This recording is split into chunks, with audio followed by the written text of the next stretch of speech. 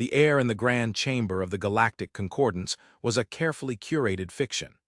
It tasted of ozone from the Cathar prelate's electrostatic corona, smelled of damp loam from the Scythian delegate's hydration pool, and carried the low-frequency hum of the Glypton's crystalline resonance. For 20 standard years, Ambassador Arthur Kinson of Terra had breathed this lie, this synthetic atmosphere of civility that masked a suffocating contempt. He sat in the human delegation's floating alcove, a modest chrome and leather affair dwarfed by the grand, organic platforms of the elder races. Below him, the lore ambassador, Grull, a being of granite-like flesh and obsidian claws, shifted his immense weight, causing a tremor that rippled through the chamber's kinetic flooring. Across the shimmering expanse, High Prelate Vorlag of the Cathar Imperium adjusted his ceremonial chitinous plates, the gesture radiating a bored, ancient arrogance. Humanity was the galactic equivalent of a boisterous child who had stumbled into a gathering of venerable, embittered academics. They were young, barely 3 centuries into their interstellar age, a blink of an eye to species like the Cathar who had watched stars being born, and they were treated as such. Arthur had learned the nuances of the Concordance's particular brand of disdain. It was rarely overt, never so crude as a direct insult. It was in the gentle condescension, the feigned surprise at a cogent human argument, the perpetual tabling of Terran proposals for further study. Today's topic was the ongoing energy crisis in the Zephyr Delta system. Arthur had, 3 years prior, submitted a comprehensive plan based on humanity's recent breakthroughs in fusion containment technology. It was clean, efficient, and could be implemented with minimal infrastructure overhaul. The Glyptons, the Concordance's gelatinous, procedure-obsessed bureaucrats, had promptly buried it in a subcommittee on potential sociological impacts of post-scarcity energy paradigms. The committee had not met in 2 years. Instead, the Concordance was debating a Cathar proposal, a convoluted scheme involving the sale of refined helium-7 isotopes to the Zephyrians at exorbitant rates, a deal that would indebt the system to the Cathar Imperium for generations. The intrinsic elegance of the Cathar solution, Ambassador Zijal of the Glyptons chimed, his voice a series of perfectly modulated, dispassionate tones, is that it respects the Zephyrians' sovereign right to economic self-determination. It does not impose a foreign technological model, but rather allows them to participate in a well-established galactic market. Arthur kept his face a mask of polite neutrality. It allows you to become loan sharks, he thought, the words a bitter tang in his mind. He remembered the private conversation with his aide, Eva, just last night. "They're not even hiding it anymore, Arthur," she had said, pacing their Spartan diplomatic quarters, the star-dusted view of the Citadel station doing little to soothe her frustration. "It's naked profiteering dressed up as policy." "It's always been, Eva," Arthur had replied, staring at the file on his desk, its title mocking him. Terran Proposal 7B9, Zephyr Delta Energy Solution. Status: pending review. The trick is that they've had 10,000 years to perfect the vocabulary of plausible deniability. We've only had 300.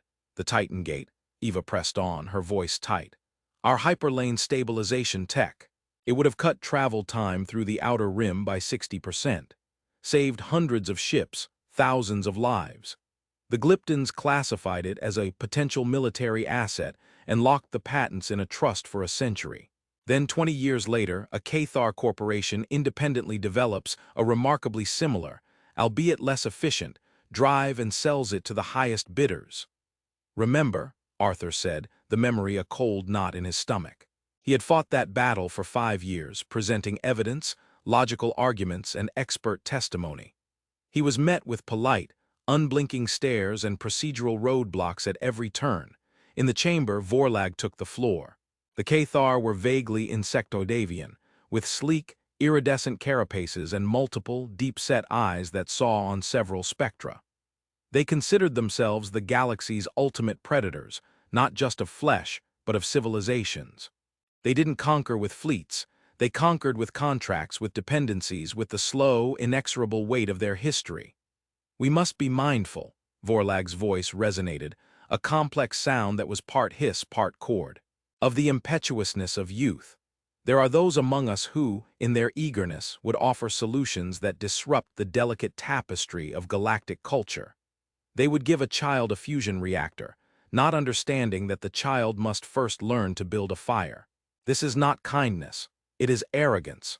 Every delegate in the chamber knew he was talking about humanity. A few of the junior species ambassadors shifted uncomfortably, but the elder races remained placid. Arthur felt the familiar heat rise in his chest, a sensation he had learned to compress into a diamond-hard point of control. He didn't even allow himself to clench his fist beneath the console. He simply made a small note on his datapad, his expression unchanged. He had archives full of such notes, a meticulous record of every slight, every sabotage, every condescending remark. A library of endured humiliation. The Vega Prime famine had been the worst. A bioengineered blight, resistant to all known local remedies, was wiping out the primary food crop of the vegan homeworld. Earth, with its own tragic history of agricultural collapse and genetic engineering, had the answer: a tailored retrovirus that could immunize the crops. The Terran science vessel Hope's Landing was already en route when the Concordance, at the Cathar's urging, forbade the mission. The official reason: unforeseeable consequences of introducing a non-native viral agent into a pristine biosphere. The unofficial reason, which everyone knew, was that Cathar trade guilds held the monopoly on shipping emergency food supplies to Vega Prime at 1,000% markup. 1 billion vegans starved. The Cathar made a record profit. Arthur had stood in this very chamber and listened to Vorlag eulogize the noble resilience of the vegan people in the face of natural tragedy. He had almost broken that day. The pressure inside him had been immense, a supernova of rage demanding release. But he had held it. A shouting human would only confirm their biases, emotional, undisciplined, primitive. So he had offered formal condolences and returned to his alcove. The silence from his delegation a testament to a grief too profound for protest. Now, a new crisis was unfolding, and it was this one, Arthur knew, that would be the breaking point. A virulent plague was sweeping through the colony on Cygnus X1, a small, non-aligned world populated by a species of gentle, silicon-based life forms called the silicates. Their unique biology made them immune to most organic pathogens, but this one was different. It attacked the crystalline lattice of their bodies, causing them to crumble into dust. Concordance medical aid was slow, tangled in bureaucracy and ill-equipped for non-carbon-based life, so Earth had acted.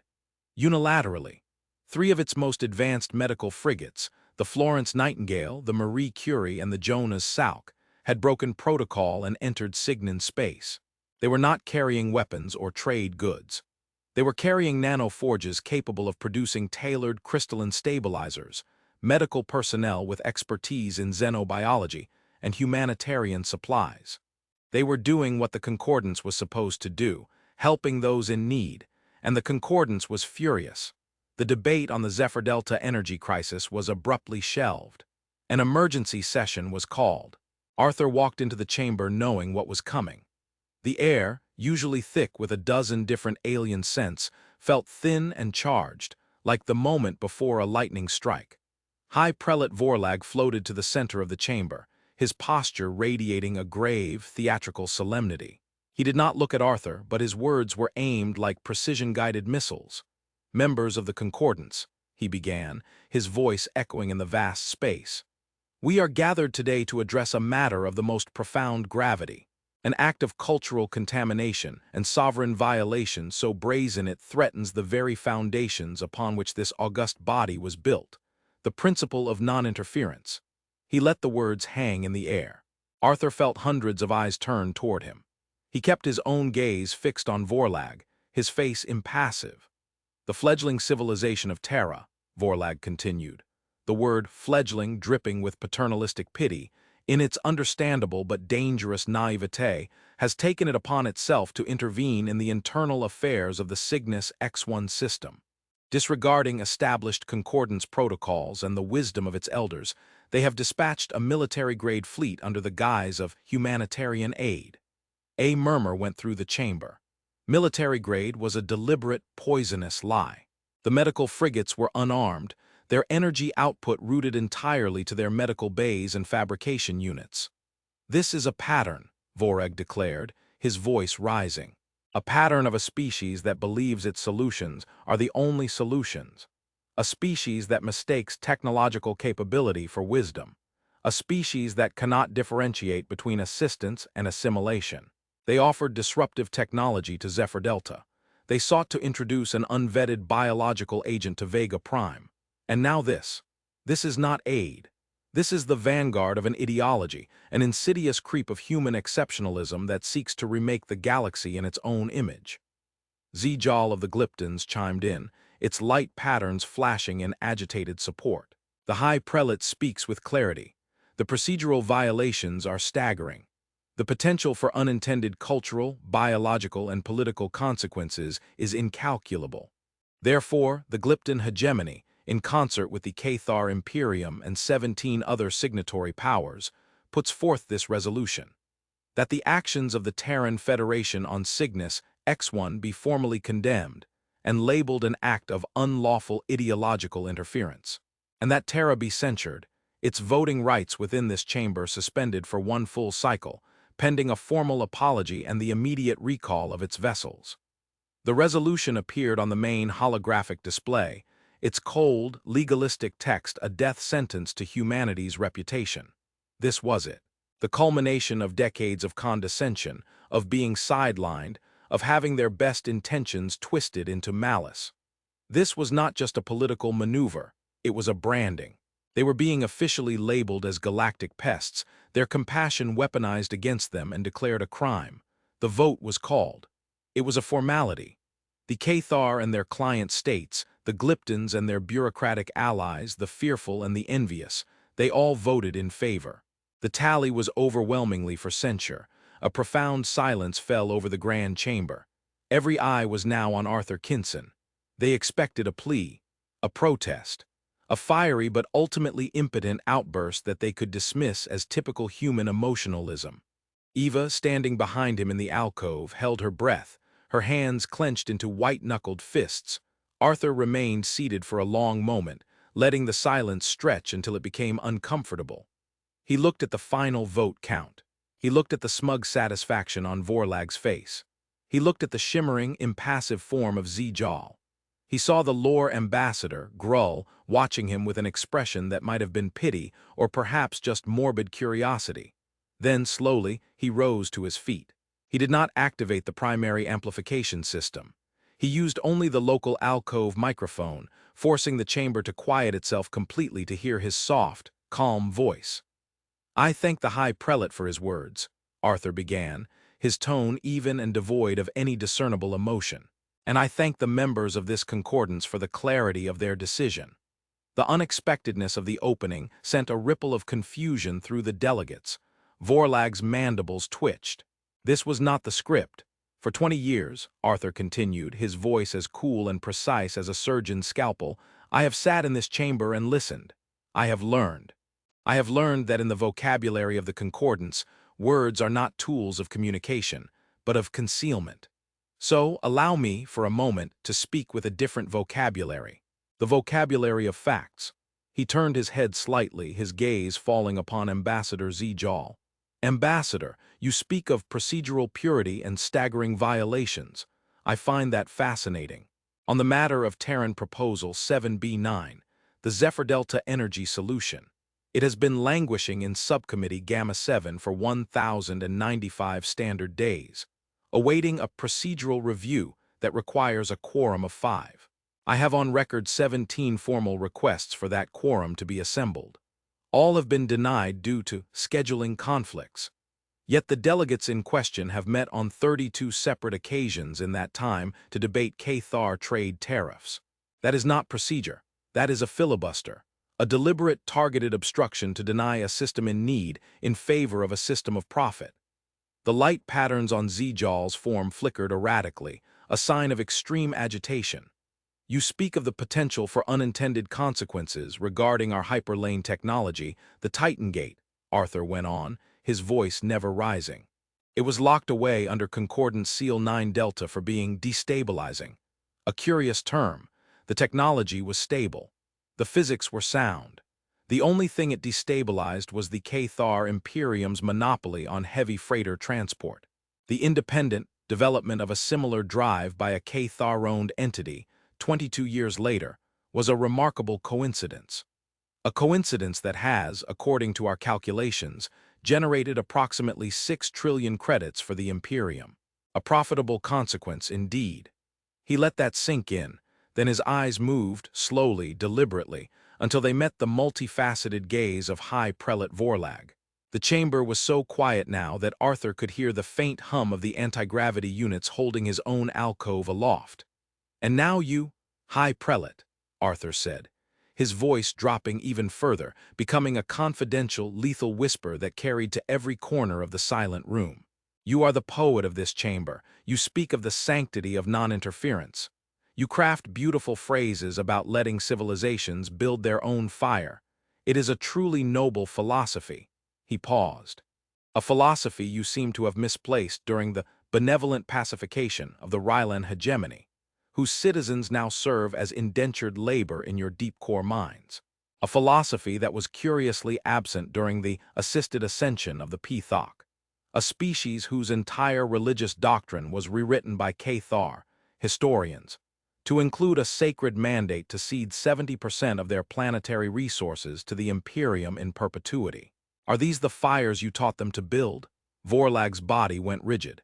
His electrostatic corona flared, a visible sign of his fury. No one had ever dared to speak to him this way. "You speak of our mission to Cygnus X1 as ideological interference," Arthur continued, his gaze relentless. "Let us be clear what our ideology is. The plague on that world is not organic. Our probes have confirmed it. It is a synthetic, nanoparticulate weapon, specifically engineered to attack silicate crystal structures. It is a weapon that could not have been created by the silicates themselves, nor by any of their neighbors. It required a level of biotechnical sophistication that exists in only 3 known species in this quadrant." He let his eyes drift for a fraction of a second toward the delegation of the Glyptons, then back to Vorlag. One can only wonder which great power, whose trade routes would be significantly shortened by a quiescent and depopulated Cygnus system, might have an interest in such a tragedy. A collective, galaxy-wide gasp seemed to be sucked from the chamber. He hadn't accused. He had merely laid out the facts, and the implication was so monstrous, so undeniable that it hung in the air like a shroud. "But let us talk of Vega Prime," Arthur said, his voice now laced with an Arctic coldness. "You stood in this very spot and spoke of the natural tragedy that claimed 1 billion lives.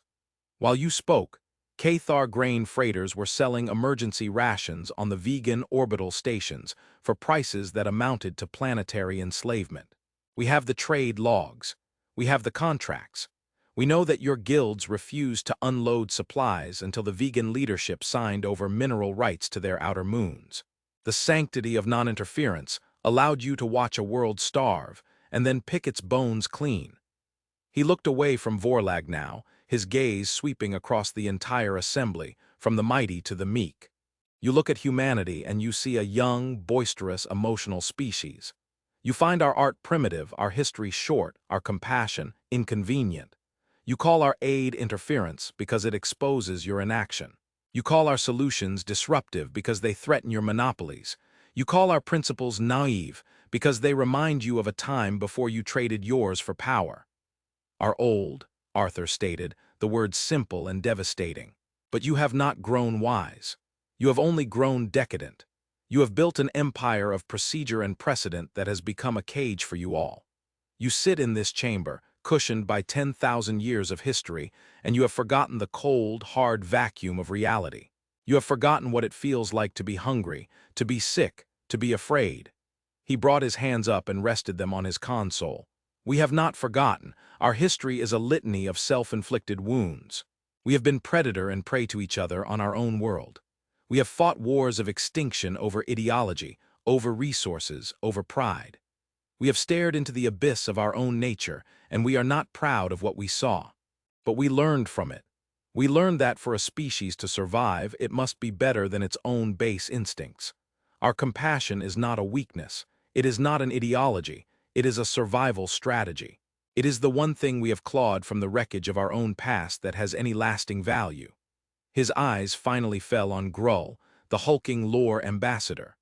The lore were pure predators, a species that had conquered its world through sheer, unadulterated physical dominance. Their entire culture was based on strength, on the unflinching gaze, on the refusal to show weakness. "You fear our expansion," Arthur said, his voice now resonating with a strange, quiet authority. "You should not. We do not want your worlds. We do not want your resources. We do not want your subjects. We have seen what empires become. They become this. A gilded room full of ghosts afraid of the future." He looked from face to face. "This council has voted to censure us. It has declared our compassion to be a crime.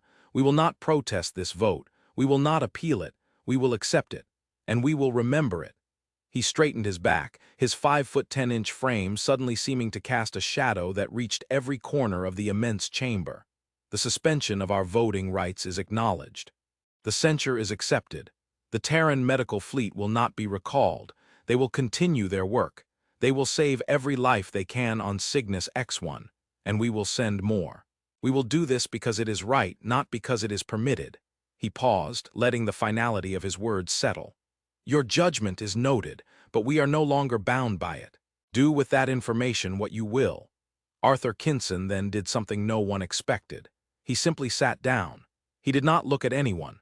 He just picked up his datapad and began reviewing his notes as if he had just finished a mundane trade report. The silence that followed was absolute. It was not the silence of contemplation. It was the silence of a detonation, the moment after the flash when the sound has not yet arrived, but the force of it is already tearing the world apart. High Prelate Vorlag stood frozen, his mandibles clicking open and shut with no sound emerging. Ambassador Zejal's form was a chaotic storm of discordant light. Across the chamber, a dozen junior delegates were staring, their expressions a mixture of terror and dawning, dangerous hope. But the most telling reaction came from the alcove of the lore. Ambassador Grull, the being of granite and claw, whose species had never backed down from a challenge, whose gaze could crack stone, slowly, ponderously lowered his massive head. His eyes, burning like coals, dropped to the surface of his own dark console. He could not meet the gaze of the human. He could not look at Arthur Kinson. And in that moment, in that simple, profound act of a predator averting its eyes, the entire power dynamic of the galaxy fractured. The next morning, the Citadel station was a whirlwind of frantic, hushed diplomacy. Arthur and Eva watched the news feeds from their quarters, a pot of real coffee, a rare and defiant luxury, brewing on the counter. The first report came at 0700 hours. The lore hegemony had formally and immediately withdrawn from the Cathar Mutual Defense Pact, an alliance that had been the bedrock of galactic security for 3 millennia. The official reason cited was a fundamental divergence in long-term strategic philosophy. By 0800, the Cynthians, whose homeworld humanity had quietly helped re-terraform after a comet strike the Concordance had deemed a natural culling event, announced the formation of a new coalition. They were joined by the vegans, now free of their debt and quietly supplied with the schematics for Earth's agricultural retrovirus. 5 other smaller species, long chafing under the thumb of the elder races, followed suit. They called it the Humanitarian and Scientific Cooperative. Terra was invited to be a founding signatory. 7 alliances, some ancient, some new, had shifted, cracked, or reformed in the space of a single night. The political map of the galaxy had not been redrawn. It had been shattered and was now reassembling itself around a new center of gravity. Weeks turned into months. Arthur Kinson returned to the grand chamber of the Concordance. His voting rights were technically still suspended, but it no longer mattered. He was no longer a petitioner. He was a power broker. When he spoke, which was rarely, the chamber fell silent and listened. The new cooperative, with its combined resources and its dynamic, collaborative approach to problem-solving, was already outperforming the stagnant Concordance. Cygnus X1 was saved, its people now fiercely loyal allies of Earth. The source of the plague was never officially identified, but the Cathar Imperium abruptly recalled its ambassador from the Glypton hegemony, citing irreparable diplomatic breaches. The most lasting consequence, the most profound testament to what had happened was the silence. No one ever spoke of the speech. Not the Cathar, who could not admit their public evisceration. Not the Glyptons, for whom the memory was a malfunction in their perfect logic. Not Arthur's new allies, who understood that to analyze it would be to diminish its power. And not Arthur himself. It became a ghost in the galactic consciousness, a moment of terrible, purifying truth that could not be looked at directly. It existed only in its consequences. In the averted eyes of old empires, in the newfound courage of young worlds, and in the quiet, unassailable understanding that humanity, the boisterous, emotional child, had finally taught its elders a lesson in the one language that transcended all species, the weight of silence that follows a truth that can no longer be denied.